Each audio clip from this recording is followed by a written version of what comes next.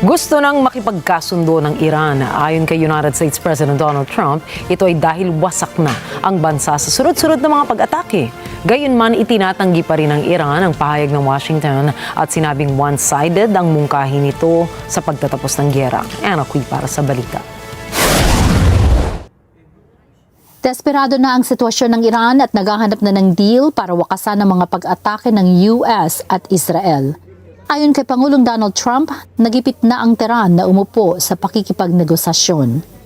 And just so we set the record straight, because I've been watching the Wall Street Journal's fake news and all these stories that get printed like, oh, I want to make a deal. They are begging to make a deal, not me. They're begging to make a deal.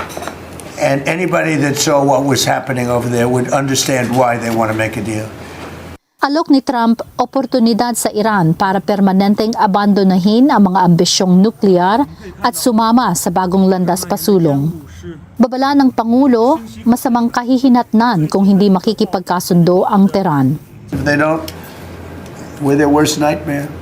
In the meantime, we'll just keep blowing them away, unimpeded, unstopped. Well, there's not a thing they can do about it. They can't do anything about it, you know? Ang mga pahayag na ito ni Trump ay kasunod ng komento ng isang senior Iranian official na ang mungkahi ng Washington sa ikapagtatapos ng halos 4 na linggong gyera ay one-sided o hindi patas. Gayunman, sinabi nitong tuloy pa rin ang diplomasya. Tinawag ng Pangulo na mahusay na negotiators ang mga opisyal ng Iran. Aniya, hanap niya ang isang kasunduan na magbubukas sa Strait of Hormuz at magpapabagsak sa mga ambisyong militar ng Tehran. Duda si Trump kung may maaabot nga bang deal.